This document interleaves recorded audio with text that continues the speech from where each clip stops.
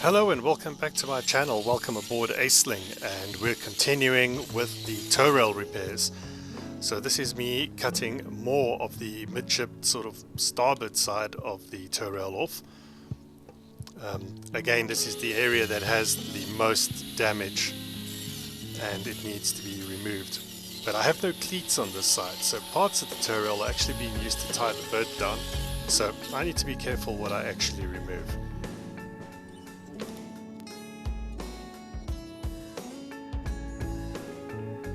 Now moving to midships on the port side, I need to start on this side. This is the harder part to deal with, mostly because I've got to sort of hang over the edge and it's very dodgy to do. This side had some rot and areas of the deck are pretty bad, but I think I need to just show that to you. This how it just breaks off. Let me show you what I'm talking about regards to the deck refurbishment. And you can see here what the previous owners had done. So this is where I'm busy repairing the aft section of the deck and the tow rail. You can see the stripes going along the length. That is the original teak which is underneath here. You can see it a lot better on this side. If we move off the port side, where I'm still doing repairs,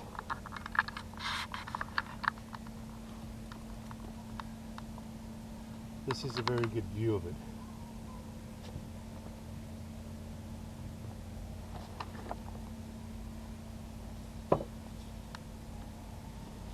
Here you can see it quite clearly. So I've already filled up, sanded and tried to fix some of these areas. But the original teak had never really been looked after very well. So what happened was water started getting in between the teak onto the actual deck and started rotting the actual deck away. They came along and glassed right over it.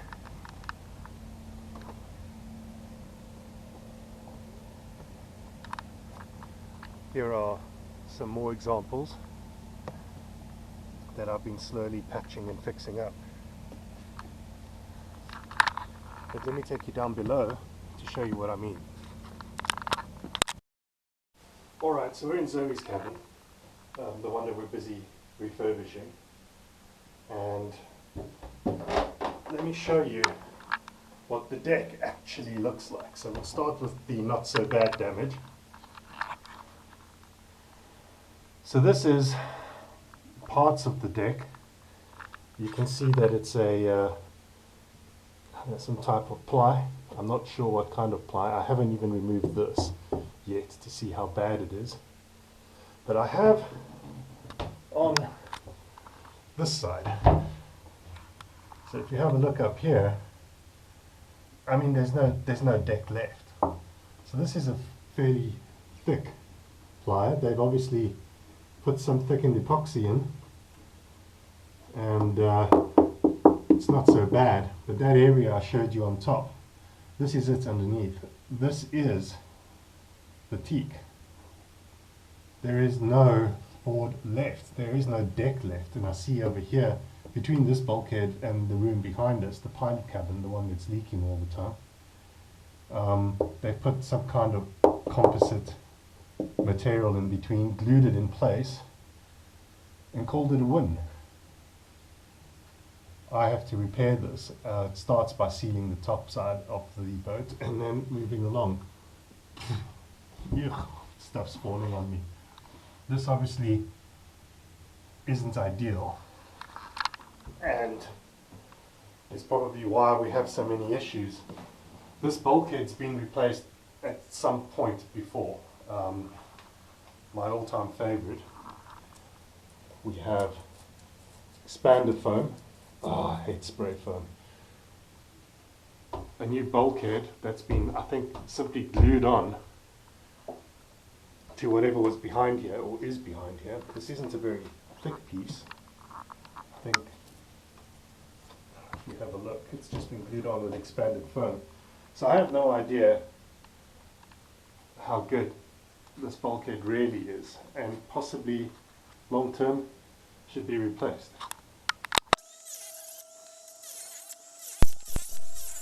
Right, so back to the port side. Taking off this section is probably one of the messiest, and I have the least amount of space to work. Now go back to the starboard side aft section, and I'm planing it flat. I still have to get in between the tow rail and the chain plate. I just don't have a tool that goes through there. I've been actually hacking away with a chisel. It's not a very good way of doing it, but it has been working. And here's some more of me hitting tow rail with a chisel.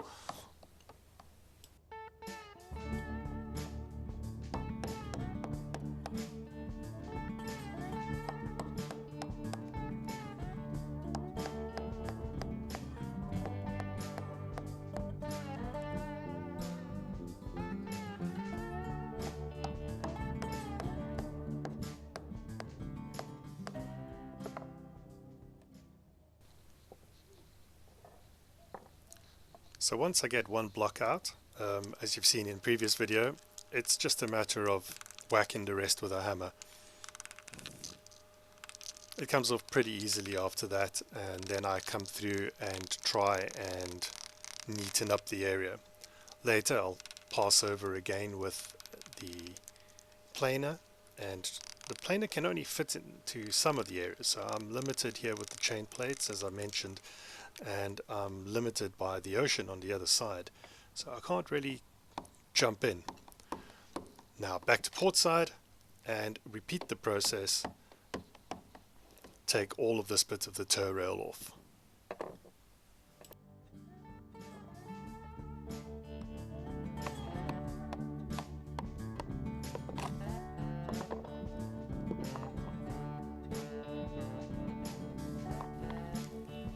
It's always fun to see that I'm not just wrecking the tow rail for no reason.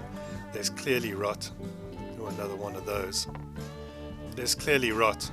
I really do need to remove all of this and deal with it as soon as possible. We have a couple of days of rain coming up, and if I can get this sealed off and glassed off before then, I'll be very happy.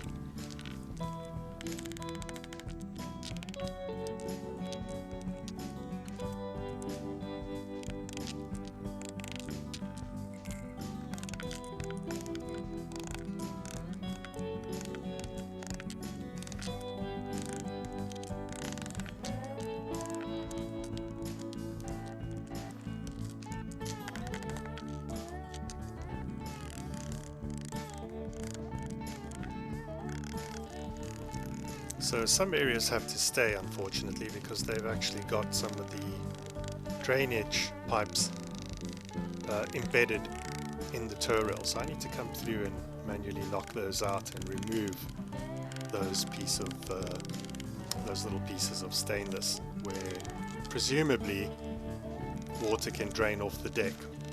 They are part of the reason why we have some rot on the deck. So I think here is one that I'm removing at the moment around a chain plate. And I'll knock that out, I'll knock everything out around it, and then I'll whack it with a hammer until it comes out. See if you can count how many times I hit myself with a hammer.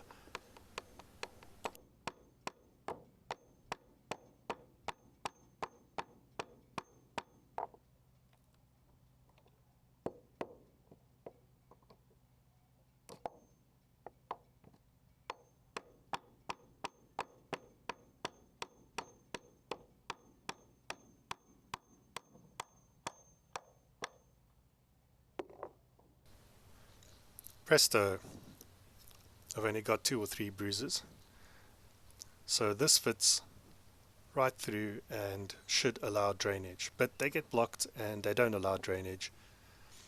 Just on the other side of it is a plate so that nothing drips weirdly down the side of the boat. That's how it normally looks, but they've got to go. There are better ways of doing this.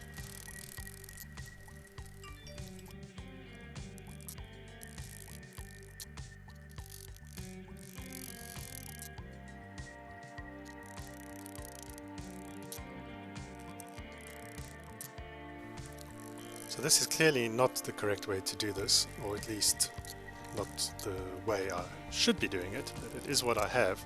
I have since purchased a hand plane, and I think this will help in these tight areas where I have to get around the chain plates.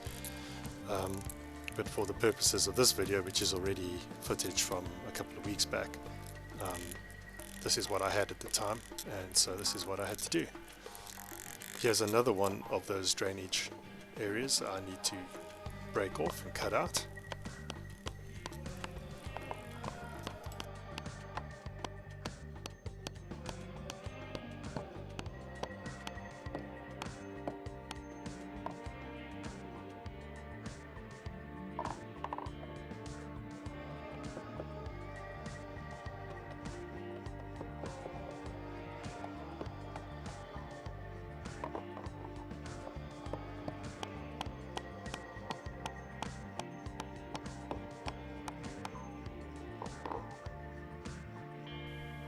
Perfect, another one out, and I think there's only 3 or 4 left on this side of the boat. In fact, no, actually I think that's the last one. On the port side of the boat there's definitely more left.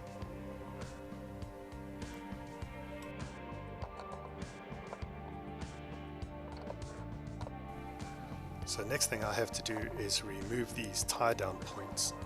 They're pretty cool, they've served a good purpose over the years. You can tie all sorts of blocks to them, but it's got to come off. They obviously also a source of a lot of leaks, but they do attach to the outside, so they come through the overhanging part. And this is what they look like. I'll show you. I think we had one of these probably every meter 50. Really useful. But they've also got to go. I'll find a better solution for that sort of thing going forward.